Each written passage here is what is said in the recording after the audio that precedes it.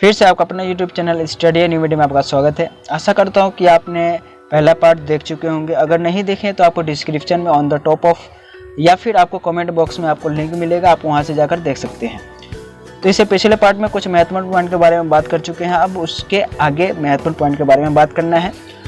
तो क्या है होमोनिड? होमोनिड क्या होता है? ये होमोनिड और होमिनिडेई ये दोनों जो है नामक परिवार के सदस्य होते हैं। इस परिवार में जो है सभी रूप से जो है मानव प्राणी शामिल होते हैं। इसमें इस सदस्य में जो है मानव प्राणी शामिल होते हैं।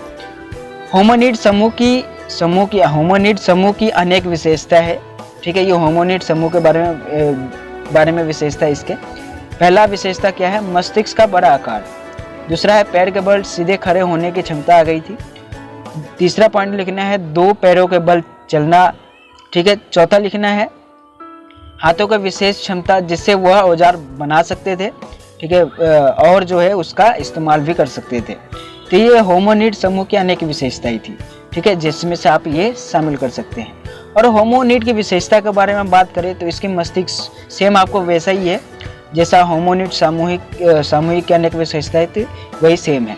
यानी कि इनका मस्तिष्क का आकार जो है बड़ा होता है। और दूसरा पॉइंट लिखना है इनके पास पैरों के बल खड़े होने की क्षमता होती है। ये दोनों पैर के बल चल सकते थे। इनके हाथ की विशेष क्षमता होती है जिससे वो हथियार बना सकते हैं और उसका प्रयोग भी कर सकते हैं, यानी कि चला भी सकते हैं। तो ये हो जाएगी होमोनिड की विशेषता के बारे में। अब इसमें एक पॉइंट बनता है शिकारी संग्राहक समाज के बारे में। शिकारी संग्राहक समाज क्या है? यह समाज शिकार करने के स्थान पर जो है आर्थिक क्रिया में लगे रहते थे, जैसे कि जंगल में पाई जाने वाली छोटी छोटी चीज़ों का विनिमय व्यापार करना, ये सब। यानी कि जो भी वस्तु होते थे उसको खरीदना बेचना। ठीक है, जो भी जंगल से मिलता था उससे जो है अपना क्या कहते हैं विनिमय और मतलब कि आदान प्रदान करते थे और उस चीज़ को बेचकर अपना गुजारा करते थे। ठीक है, इसे शिकारी संग्राहक समाज कहते हैं। उसके बाद आ जाता है होमोनिड के अफ्रीकी में उद्भव के प्रमाण बताइए। इस तरह के प्रश्न कई बार पूछ लिए जाते हैं। होमोनिडो के अफ्रीका में उदय के जो है कई सारे प्रमाण मिले हैं, जिसमें से दो जो है बहुत ही महत्वपूर्ण है। पहला है अफ्रीकी वानर, जिसे हम एप कहते हैं। इसका एक समूह होता है जिसे होमोनिडो से बहुत गहराई से जुड़ा हुआ है। दूसरा पॉइंट लिखना है सबसे प्राचीन होमोनिड जिसका जीवाश्म जो है ऑस्ट्रेलोपिथेकस वंश यानी कि जिन्स यानी कि वंश से हुआ है, जो कि पूर्वी अफ्रीका में पाए गए थे। और अफ्रीका के बाहर पाए गए जीवाश्म इतने पुराने नहीं थे। यानी कि जो भी जीवाश्म जो भी मिला है पूर्वी अफ्रीका में वो पुराने थे, और उसके बाहर जो है उतने पुराने अवशेष नहीं मिले, यानी कि जीवाश्म नहीं मिले हैं। तो आपको ये दो प्रमाण आपको अच्छे से बता देना है। उसके बाद बहुत ही महत्वपूर्ण प्रश्न पूछा जाता है, हर बार आता है। क्या प्रश्न है? होमोनिड और होमोनाइड में अंतर स्पष्ट कीजिए। ये बहुत बार पूछा गया है और हर बार आता है। होमोनिड और होमोनाइड में अंतर बताना है। पहला आपको क्या लिखना है? एक साइड लिखना है होमोनिड, दूसरी साइड लिखना है होमोनाइड। ठीक है, होमोनिड की क्या विशेषता है? पहला विशेषता है इनका होमोनाइड की तुलना में मस्तिष्क क्या होता है? छोटा होता है। किसके तुलना में? होमोनाइड की तुलना में। और होमोनाइड के क्या होता है? इसकी मस्तिष्क जो है होमोनाइड की तुलना में क्या होता है? बड़ा होता है। दूसरा पॉइंट लिखना है ये सीधे होमोनिड का दूसरा पॉइंट लिखेंगे, ये सीधे खड़े होकर पिछले दो पैरों के बल चलते थे।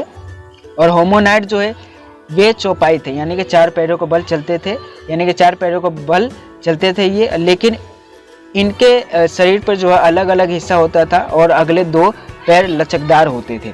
ठीक है, आपको ये पॉइंट शामिल करना है होमोनाइड में।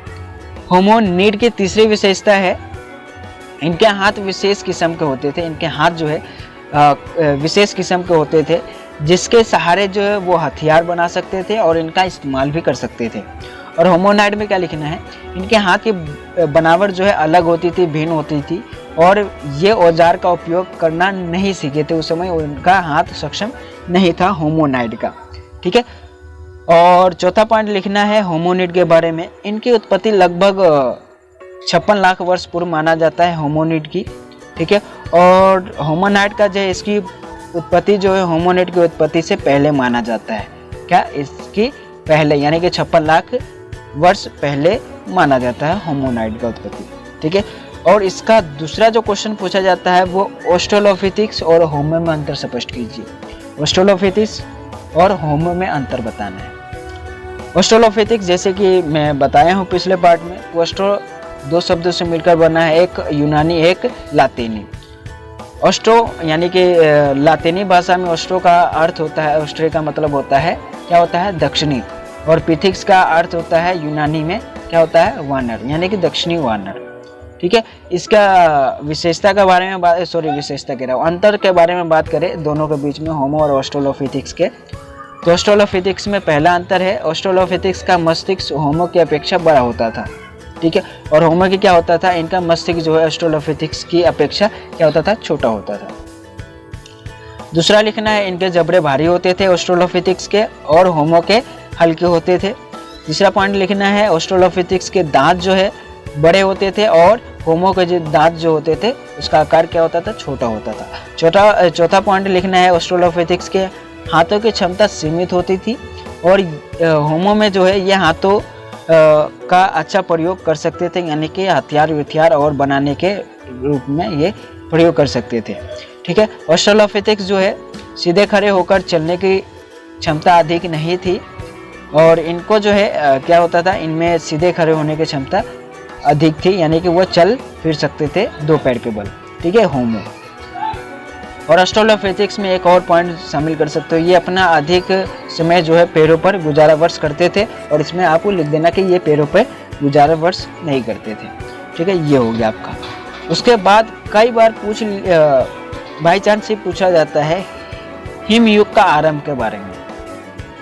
हिमयुग किसे कहते हैं, जैसे आइस एज भी कहते हैं इंग्लिश में।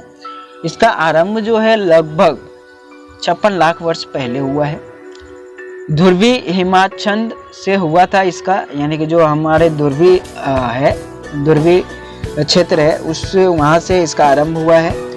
इसमें पृथ्वी के बड़े बड़े भाग बर्फ से ढके हुए होते हैं और इनके जलवायु में भी परिवर्तन आता है। तीसरा तथा वनस्पति की स्थिति बड़े परिवर्तन एवं तापमान में परिवर्तन आता है और वर्षा में कमी होने के कारण जो है। पांचवा पॉइंट लिखना है, जंगल कम हो गए और घास के मैदानी क्षेत्र में बढ़ गया। इस तरह से जो है हिमयुग का भी अंत हो जाता है। और अंत के बारे में आपको किस तरह से लिखना है, हिमयुग का अंत कैसे हुआ। लगभग 13,000 वर्ष पहले अंतिम हिमयुग का अंत हो गया था, जिसमें मनुष्य में अनेक परिवर्तन आए, जैसे कि खेती करना, पशुपालन करना। इस तरह के आप उदाहरण इसमें शामिल कर सकते हो हिमयुग के बारे में। तो ये थे कुछ महत्वपूर्ण पॉइंट जो कि आप अपने क्या कहते हैं उत्तर में शामिल कर सकते हो, ठीक है। अब इसके बाद जो है कोशिश करूंगा कि इसका महत्वपूर्ण प्रश्न भी जो प्रीवियस ईयर आता है वो भी शामिल करूं। तो इसका जो क्वेश्चन आंसर है वो कोशिश करूंगा कि बना दूं। तो वीडियो को जो है ज़्यादा से ज़्यादा शेयर कर देना, अपने दोस्तों के पास भेज देना। वीडियो को देखने के लिए बहुत बहुत धन्यवाद। Thank you so much. मिलते हैं अगले वीडियो में।